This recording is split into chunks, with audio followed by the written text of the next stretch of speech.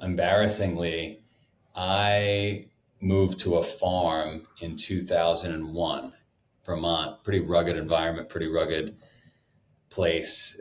Weather was tough. Met my wife, had some kids, got some goats, chickens, Scottish Highlander cows. We had a chopping wood contest every night to heat the house. I mean, awesome 15-year run on that farm. Coming out of the pandemic, I couldn't get anybody to come back into the office.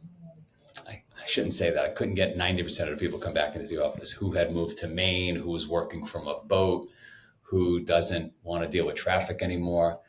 And I was losing my mind because we have at least in my own mind, we have a very complicated business. We had just this weekend alone, we had 47 events taking place at the same time.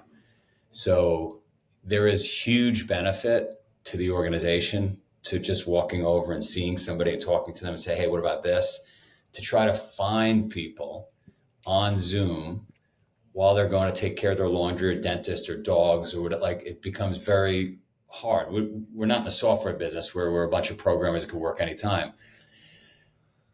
So I was talking to a friend of mine in New York City with a very large company one day. I was losing my mind. And he said, I get it. He goes, I have 85,000 square feet in the new trade center. I have nobody in the office. He said, what's funny is I have another business in Indianapolis, and those people never stop coming into the office. They bring their lunchbox every day. They never stop coming during COVID, the whole thing. And so I jumped on a plane the next day. I went to Indianapolis, and I fell in love with it. I was like, oh, this is unbelievable. So I said, we're moving to Indianapolis. I'm going to open up an office next week in Indianapolis. Literally, that's the way I roll. And we're going to Indianapolis, and I told my wife, start looking for schools. There's an old Coca-Cola bottling plant they're revitalizing. Angie's List is there, salesforce.com. We're going to Indianapolis. And my buddy owns Saks Fifth Avenue, and I was telling him, and he goes, you're an idiot. I go, what do you mean? He goes, your wife's not going to Indianapolis. Like, it's just not going to work. You have to find another place. And I remembered down in Orlando, which I would never in my life, you said to me, no chance I'm moving to Florida, let alone Orlando. But I remembered there was this wrestling program down here that was like number 2 in the country. My boys wrestle, our girls play soccer. And then I knew this guy that owned 20,000 acres of land right next to the Orlando airport where I'm sitting right now talking to you. And I came down, and the wrestling coach let me go into the wrestling room at 5 a.m. and work out by myself. And I looked at this 10,000 square foot room, and all these banners were hanging, all these champions, state champions. And I thought, wow, we are way out of our league here. My boys are not at this level. And I sat there on the Airdyne bike, and I started sweating, and I was alone, and I was thinking, and I was nervous, and I was like, I'm going to move to Orlando. And I said, we got to go to Orlando because I'm nervous, because it's too hard, because it's too disruptive, it's too crazy. So we're doing it. So we made the decision that day, and I've been down here now 2 years. Wow.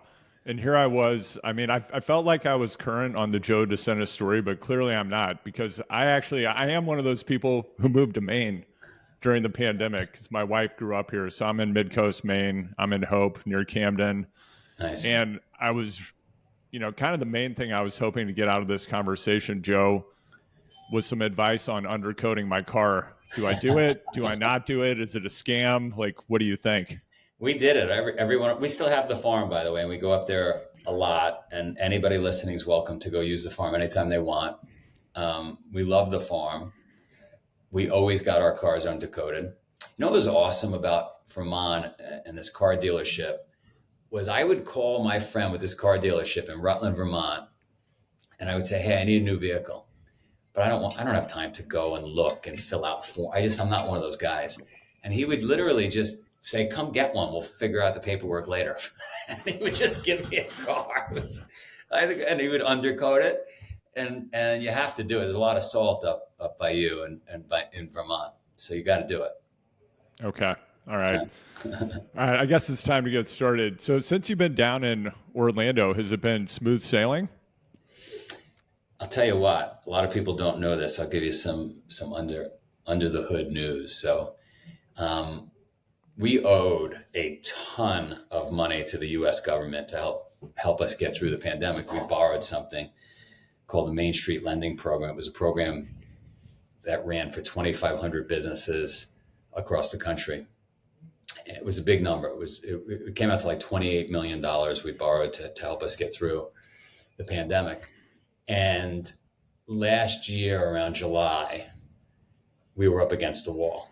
The pandemic was tough. We got shut down. We couldn't put on events, but actually the re-entry was worse, because when we had to sign all those deals for all those venues around the world, and we had to get insurance for all those events around the world, and we had to bring all those employees back and all those trucks, all those things, all those checks had to be written before any money was coming back in. So it was enormous pressure on us financially. And we found ourselves in a situation last July while I was here in Orlando where we couldn't continue. Like we had no money. I couldn't pay my bills. Races were filling up. That was fine. But the pressure, the amount of finances required to lift this thing from the grave back to, its original luster was incredibly expensive. And the government loan we had taken would not allow us to go borrow anymore, to go raise any more capital. So my back was against the wall. On top of it, Wall Street Journal calls and they're going to write a cover story in their bankruptcy section, how Joe's a deadbeat and can't pay his bills. And that's a tough moment, right? Like, here you are pounding your chest, you change all these lives. This is the greatest business ever. And, behind the scenes, nobody knows you're having a tough time. We got to deal with this loan. But then out front, cover the pay. Like, this is going to be tough. Nobody's going to want to buy a ticket. This is our death knell. I should probably raise the white flag. No one's going to think any worse of me because every event company in the world went out of business during I could dust off. And I thought to myself, that's what a regular person would do. A regular person would pack it in, right? A regular person would be able to justify it. A regular person would have excuses. And I thought, well, I just got to fight through somehow. We have to fight through. And so I went online. Nobody knows this. I went online and I looked up the Federal Reserve, and there was a phone number. And I called the Federal Reserve and they answered the phone. And I went into a 211-day back and forth discussion. And I got to a place where they would work with us 211 days every day, not knowing when I woke up if we were going to exist anymore. 211, think about that, right?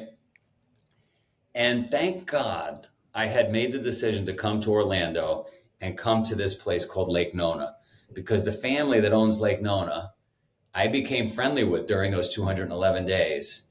They're extremely wealthy. They are great people. And they go, we got you. You work this out with the Federal Reserve. We got you. We'll write the check, whatever you need. And they took care of it on a handshake. And if I wasn't here, that wouldn't have happened.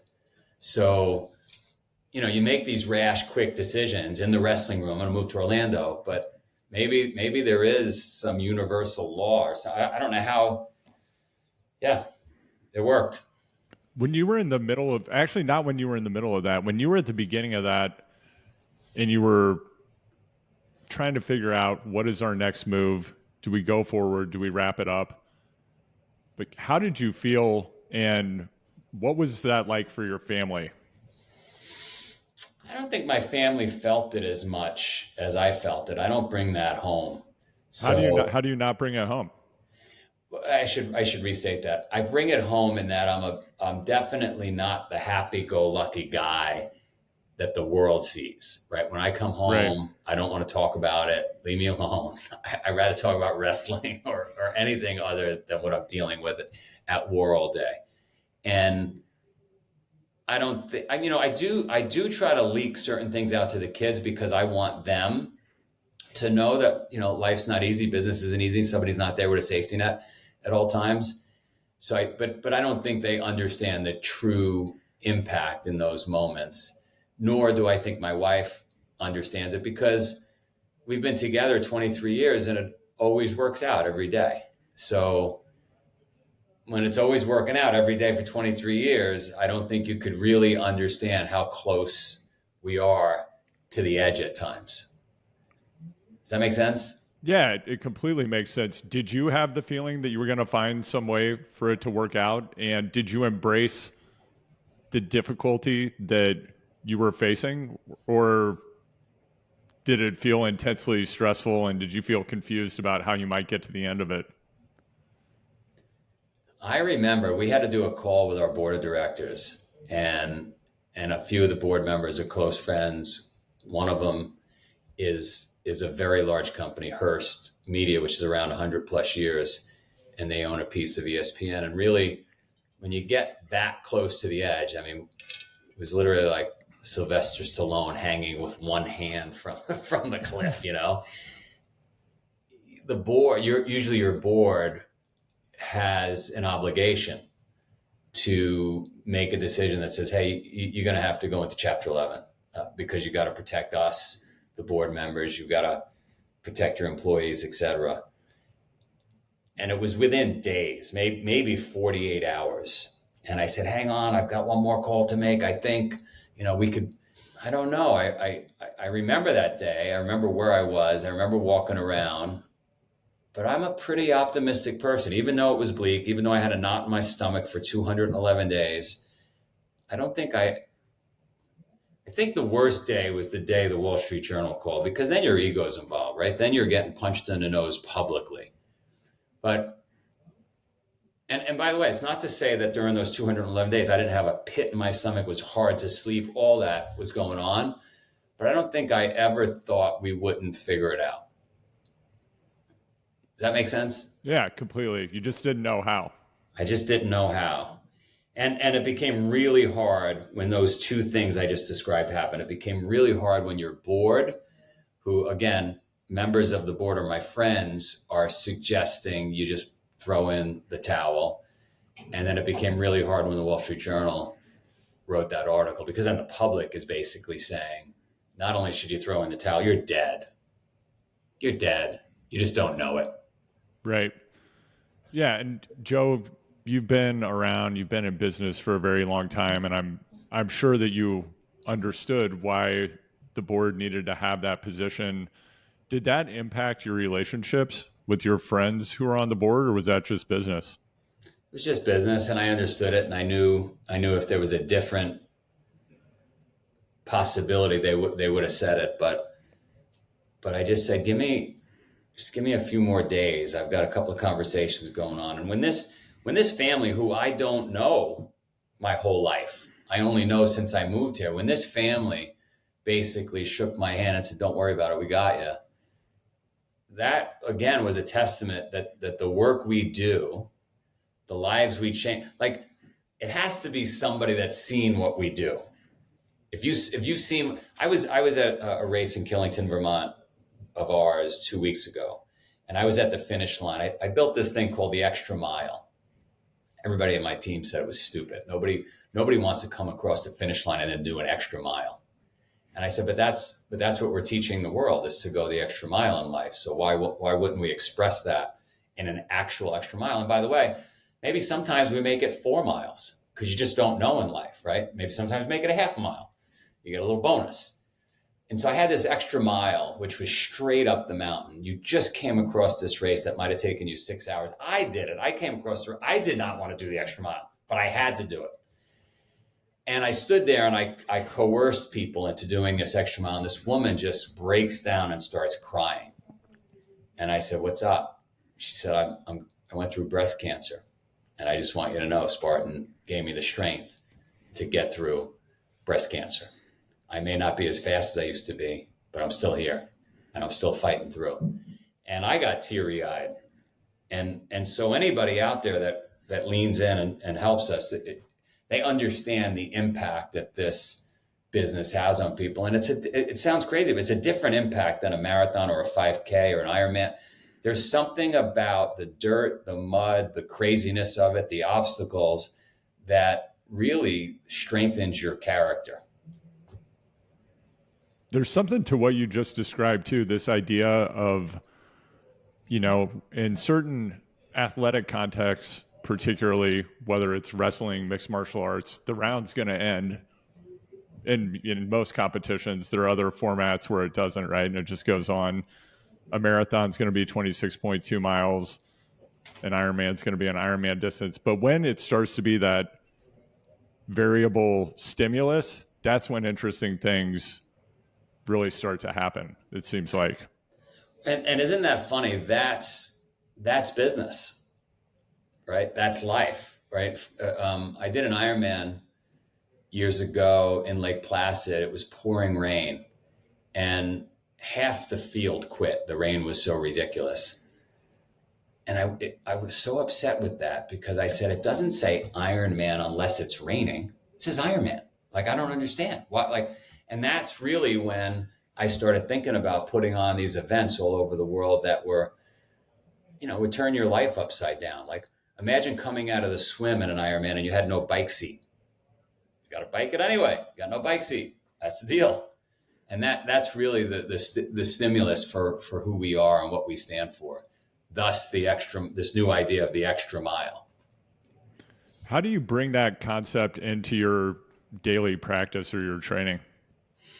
Well, it's funny. I shouldn't do what I'm about to describe, but I'll tell you how I actually live my life with training is I get on kicks, shrieks, let's call them, and I just do the same thing every day for long periods of time, probably 3 years, 1,000 days. I don't check it off on a calendar that way, but when I think back to these streaks I've had, it's usually lasts about 3 years. So whether it's carrying a kettlebell everywhere I went or doing 300 burpees every single day, my latest kick, because of the facilities I have right next to the house, is I'll do a run, 2 miles, 3.5 miles.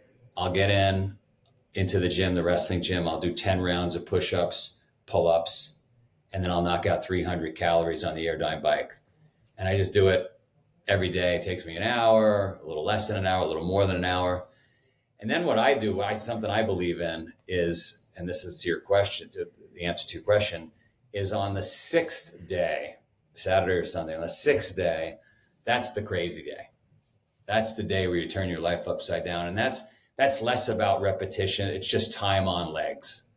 Like, all right, we're just going to go out and do something that's just crazy, uncomfortable. Could be 6 hours, 8 hours, 10 hours, whatever. But we're going to get up at 4 a.m, 3 a.m, and just sweat until we can't see straight.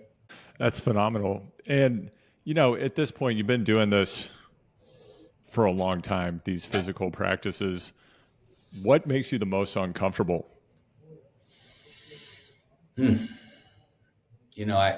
I remember for those 15 years when I lived every day on the farm, terrible weather, I can go out in a t-shirt, no problem.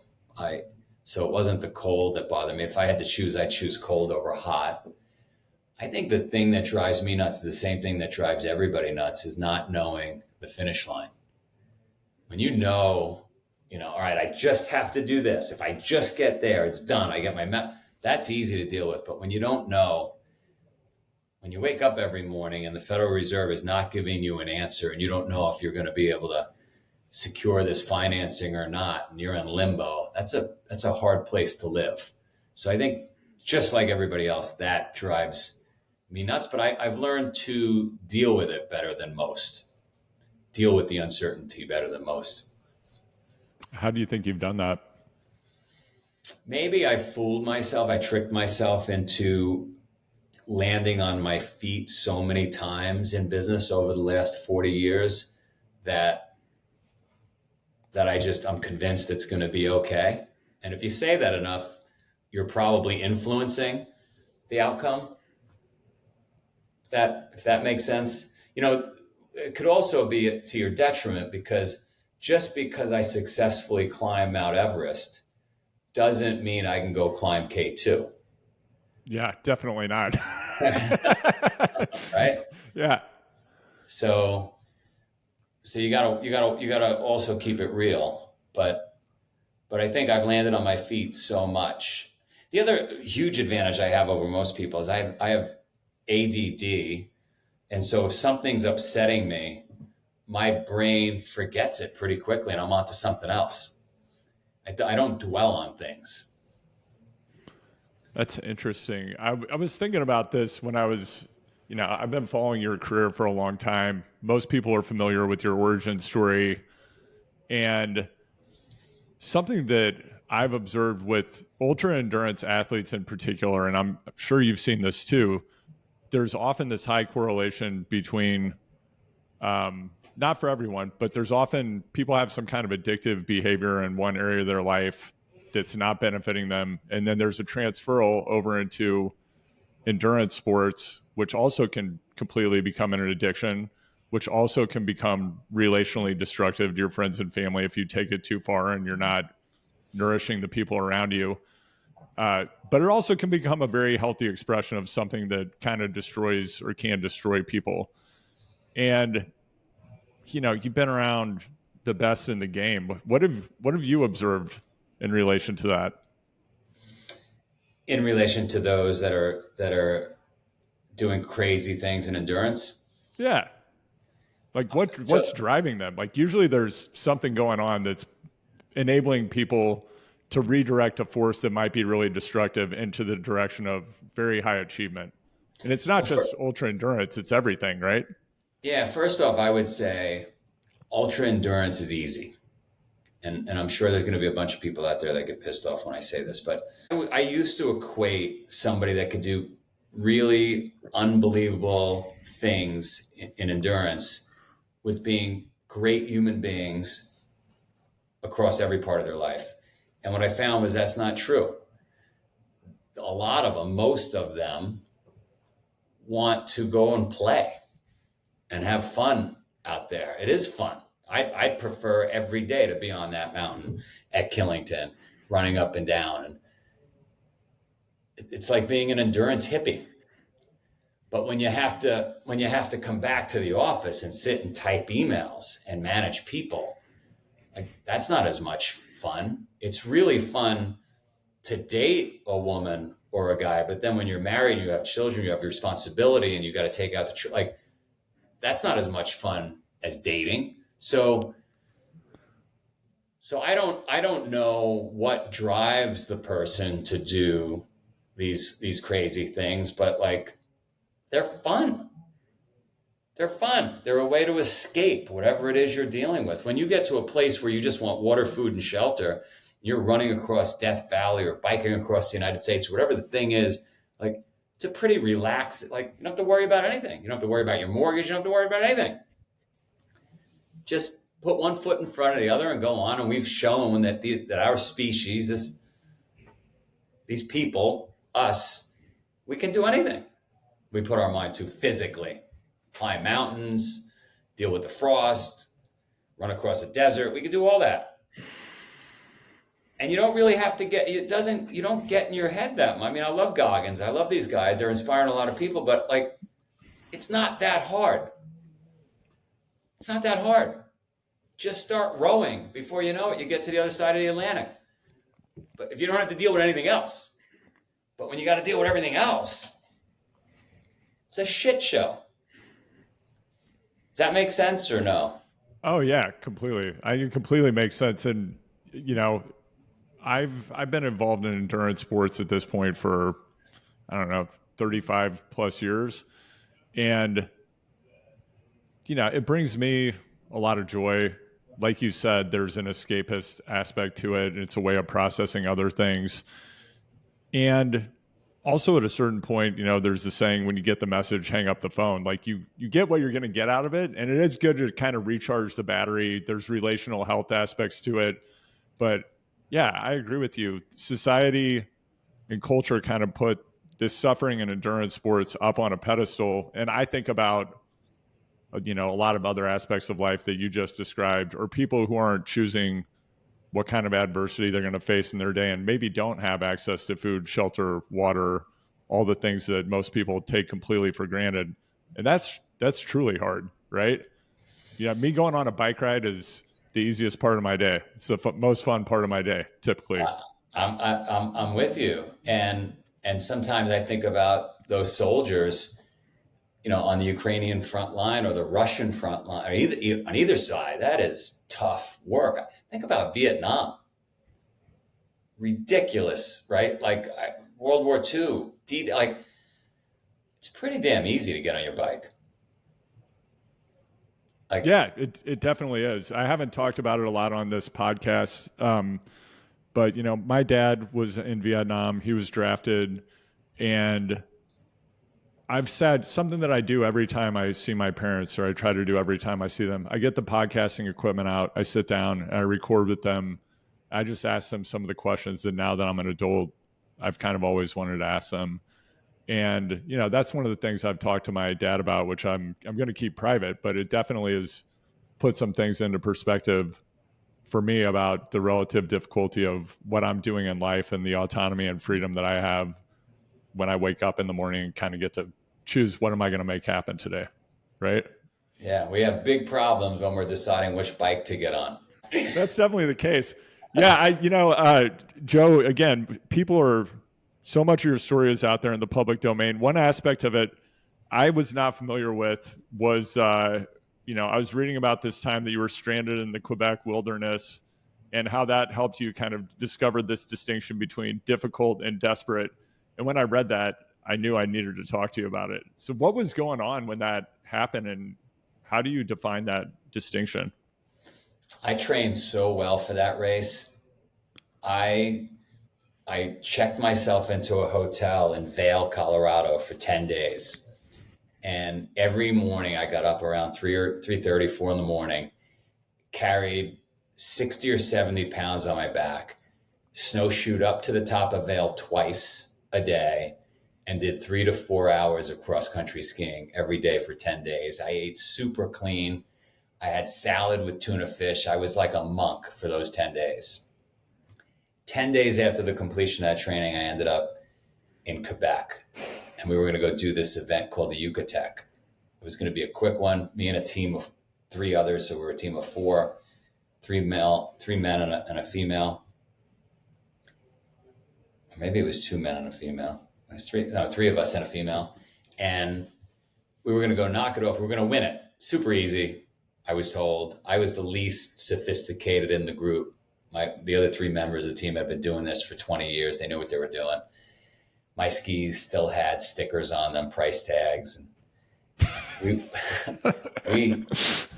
we go out. The first part of this challenge was to cross the St. Lawrence River.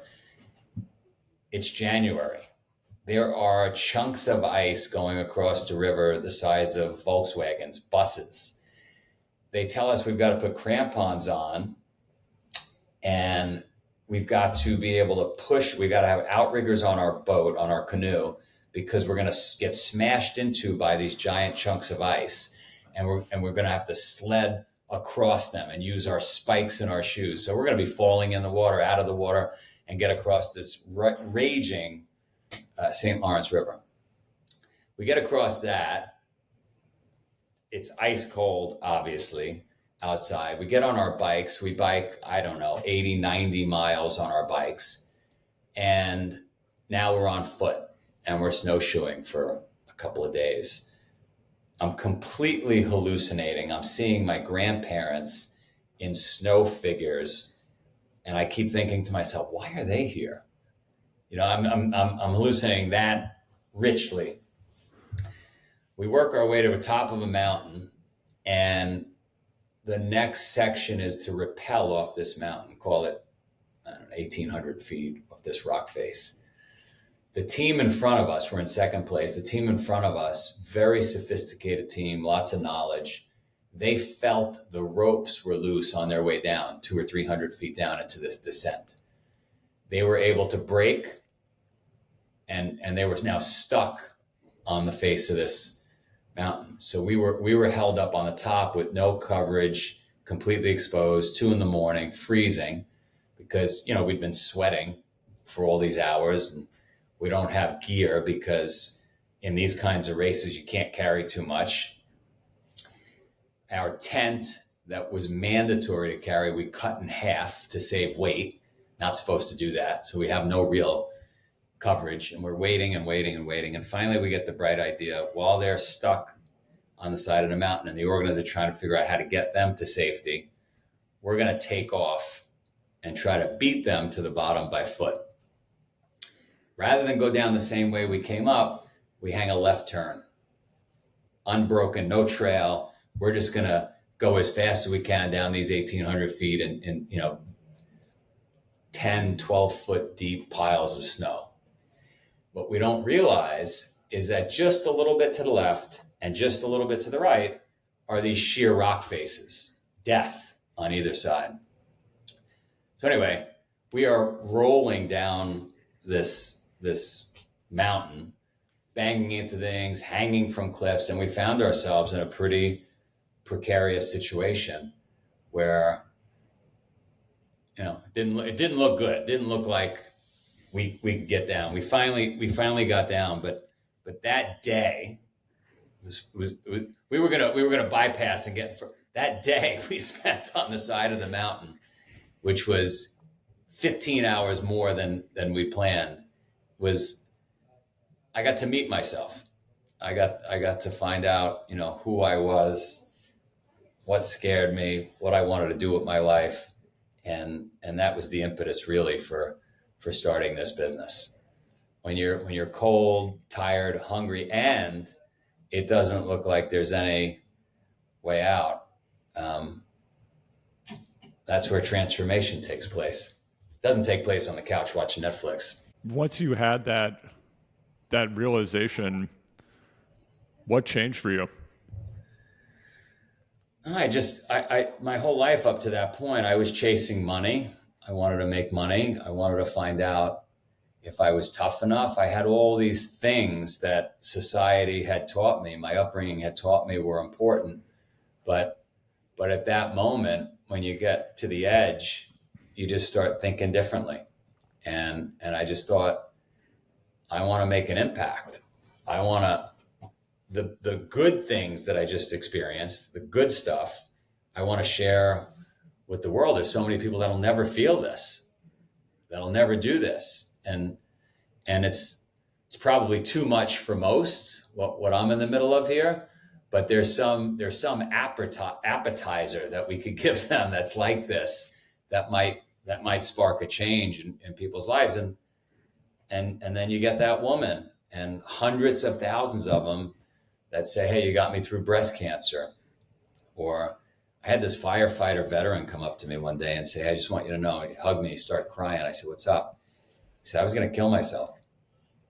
He goes, I had the gun, I had it loaded, but I remembered I had a Spartan race next week. And I said, I'll wait till after the Spartan race. You saved my life. And so I said, well, just so you know, you now have a Spartan race the rest of your life. Every weekend, you are on my schedule. So you're not going down on our watch. But we get that all day long. And that really came from that moment in northern Quebec, where it was really cold. Really cold. When you were in the middle of that, were there moments when it felt truly life and death, or were you confident you were going to get off the mountain? No, it was actually a different moment that felt life and death. We put on our cross country skis, and we started to ski, and we had no experience with wax, and the skis just kept sliding. And this is going to sound silly. Nobody's really going to understand this, but we couldn't make any progress forward. We couldn't make any progress back. So naturally, what you would suggest is you take your skis off. And so you take your skis off, and all of a sudden you fall into waist deep snow. And you're not making any progress in this waist deep snow. You can't even move. So there were hours where we were there, and my teammate had just gotten back from Everest, just summited Everest, Adrian. And he turns to us and he says, this is a very serious situation. And I thought, if he's saying this is a very serious situation, we are fucked. Yeah. We are fucked. and we were not laughing about it. It was not like laughing. We were stuck. We couldn't move forward. We couldn't move backward. Imagine like a turtle on its back. How'd you get out of that situation?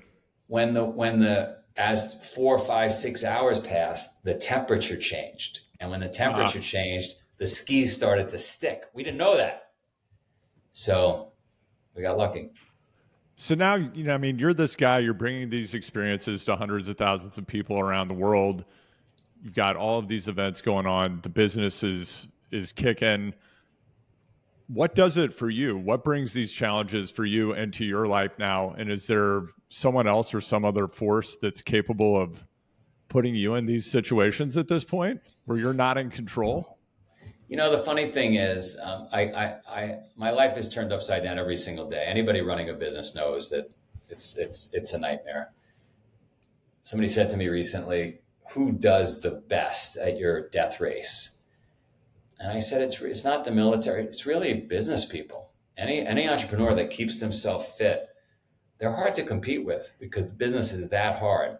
So I'm getting my thrill every day in business, especially still coming out of COVID. But I say to people all the time, if you're going out to run 10 miles, the first 80% is easy. If you're going to run 100 miles, the first 80% is easy. If you're going to 1,000 miles, the first 800, it's an 80% rule. And so I can get myself to the brink. I mean, doing Killington last weekend was tough. It was tough. If it was 5 times that, 80% of it would have been easy and the last 20% would have been tough. So there's something in your mind that gets you to 80 and then the wheels fall off. That makes sense? Yeah. What is it about that 20%, do you think? When I did my first marathon many, many years ago, I got to the finish line and I collapsed 26.2 miles. And I remember thinking, why did I collapse here? Why didn't I collapse at 25 or 32? Like, why? I ran 300 miles straight once. I ran from New York City to Vermont. Same thing applied. 80% of the way, breeze, like easy. That last 20% was a nightmare. But when my brain saw my house in Vermont at mile 300, my brain saw the house, my legs exploded. I couldn't take another step. So subconsciously, the brain is looking for that finish, right? The brain is like has been trying to shut down for 300 miles. Please stop doing this. You're expending too much energy. This is too dangerous. But it allows you to go like 80% of the way, and then it's begging you. It's putting brakes on it. It's trying to stop you. And then when it sees the finish line, it's not even a conscious decision. Your brain is doing that. By the way, the brain in the morning when you go to work out or you go to do anything, like the brain is trying to get you to not do it. Don't do it. It'd be so much easier to stay in bed. Why are you doing this? Every day for Every everybody. day. Yeah.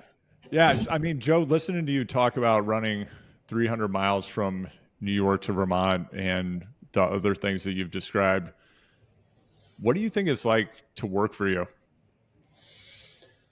Well, when you know your boss can push himself that hard, and how do you think about managing people knowing that about yourself?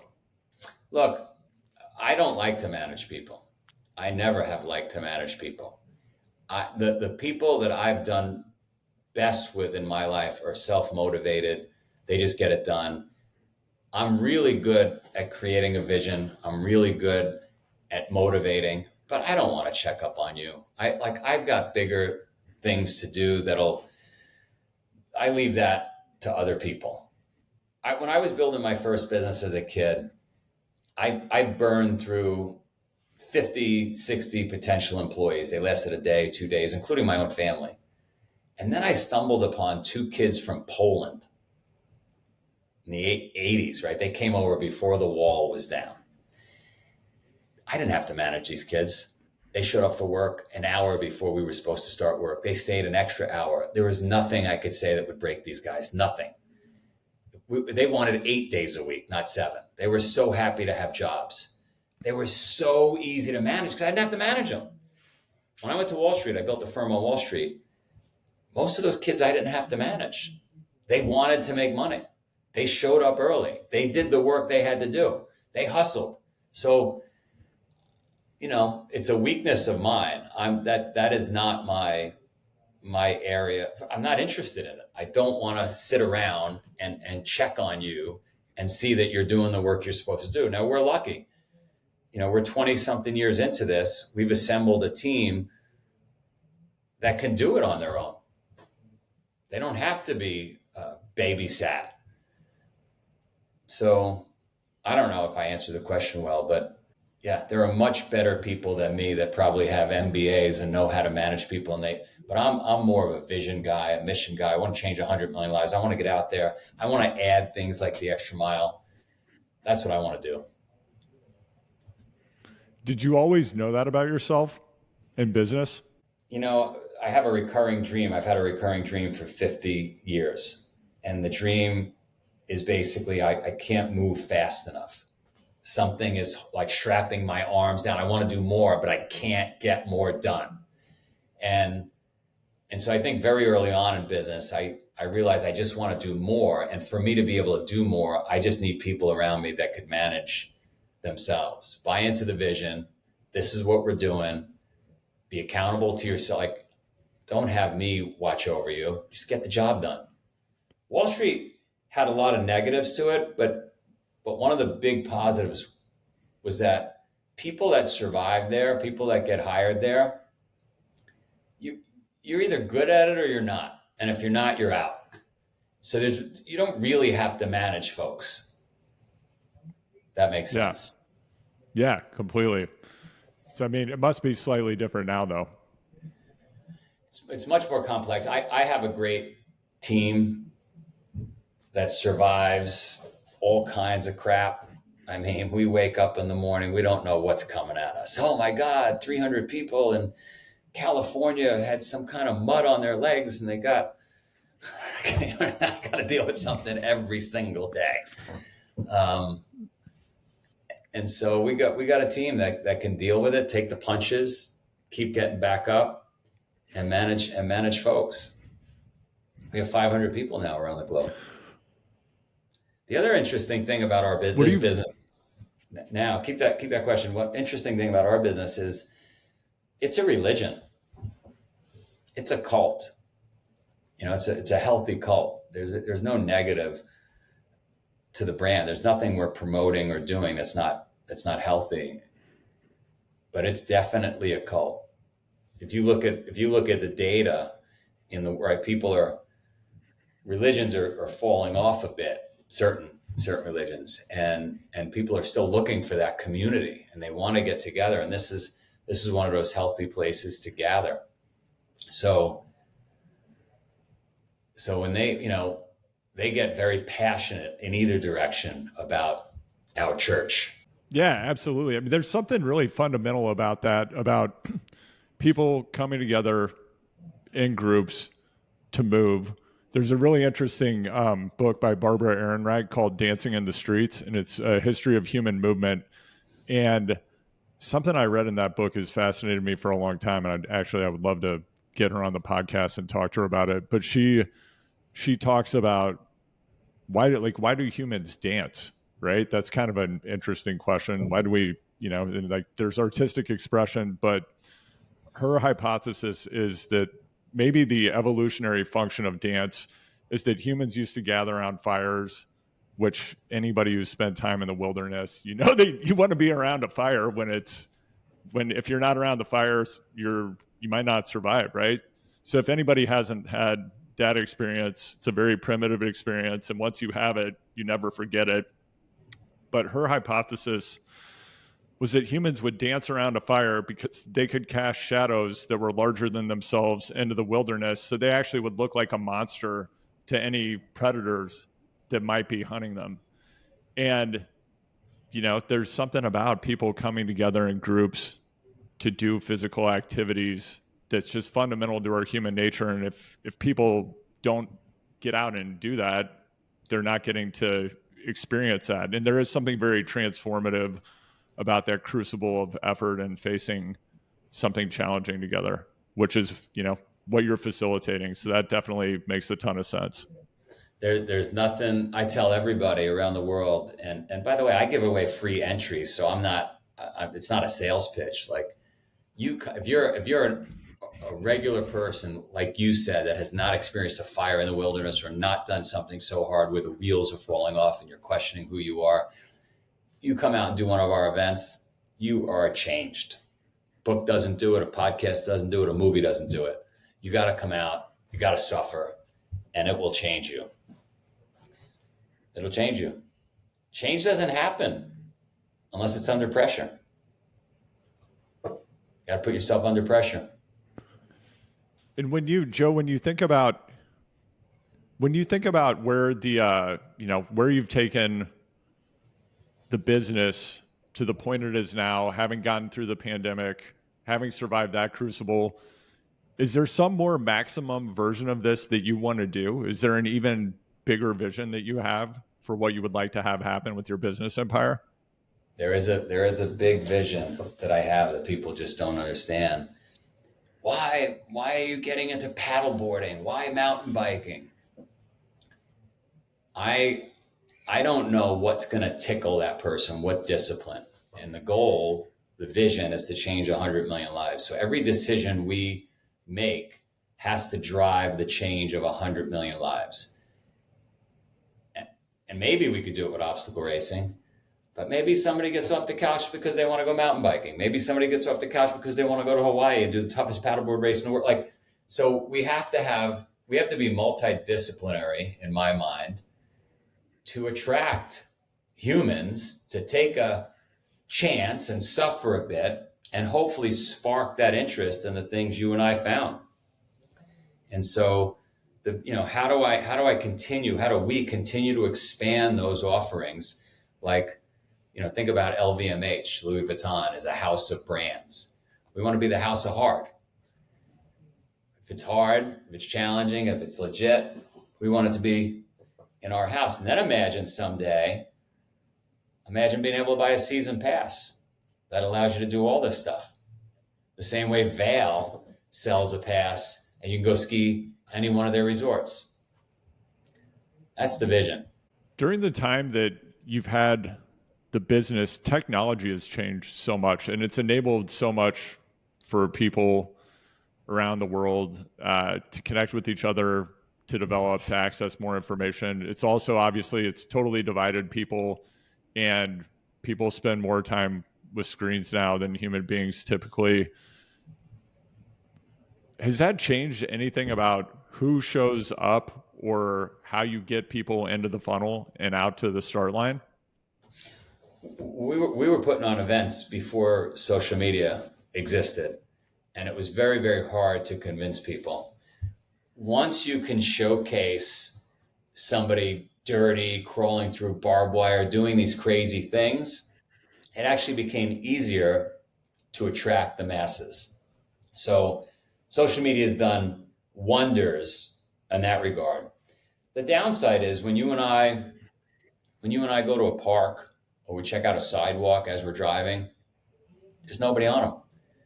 Neighborhoods or kids aren't outside, because I have 4 children and my kids have grown up in Spartan, in insanity, right? I'm a crazy person. And last night I had to tell Charlie, my second son, put the phone down as I'm looking at my phone. Right? Right. So it's look, the largest, most well-capitalized companies in the world are connected to that device.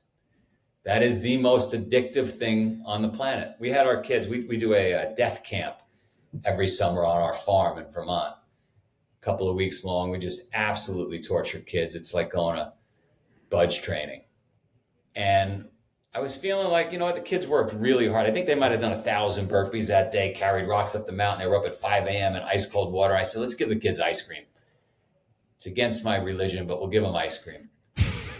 And I put their phones out, and I was not attempting to create an experiment by any means. I put their phones out. You and I thought we had the noise turned off. Did you hear that? No. By the way, there was a thing that came across and it made a notification. Sorry. Anyway, it was not an experiment, and the kids went for their phones. They did not go for the ice cream. The ice cream melted. And I realized at that moment, these devices are probably the most addictive thing on the planet. So on the one hand, the device is allowing us to grow our business and get people outside. But on the other hand, it's keeping people off the sidewalks and not going outside, right? So, and it's doing more damage than it's helping, for sure. Because you and I, when I grew up anyway, You didn't really need Spartan Race. It was a Spartan Race every day. My parents had to scream to get me back inside. They had to find us because we didn't have this. We didn't have these devices that we could look at and get all this dopamine and all these chemicals just by doing nothing. We had to go find things to do. We had to find girls. We had to read a map, find a quarter, go to a payphone. You don't have to do anything anymore. Yeah. I often think about the experience of just calling someone on the phone and you're calling a family and like the mom or dad's answer. You know what I mean? Just imagining a human today going through that experience of calling a landline where whatever, some indeterminate number of people might pick up the phone. They might be listening to you. It's a very different world that we live in today, obviously. And as you noted, it's enabled a lot of great things. And then it's also brought with it a lot of challenges. Joe, when you think about, we've talked a lot about the different physical activities and races that you've been involved in. Is there anything left that you want to go do that you haven't tried yet? The one thing I have on my mind there's two things I'd love to do before I leave this planet. I would like to row across the Atlantic, and I would like to walk the entire Great Wall. I'd like to get those two things done. When's it going to happen? I'm making excuses with this answer, but I'd like all the kids to go off to college. I'd like to have somebody else as CEO of this company, and I'll be chairman. And then, like you and I said earlier, then I can go have fun. Right. And I can go have fun. Because those things would be fun, right? Somebody listening is saying, oh my God, that sounds crazy. That'd be fun. Coming soon. Awesome. Well, Joe, thanks so much for joining me today. I really appreciate you making the time, and thanks for sharing your story. It's been awesome.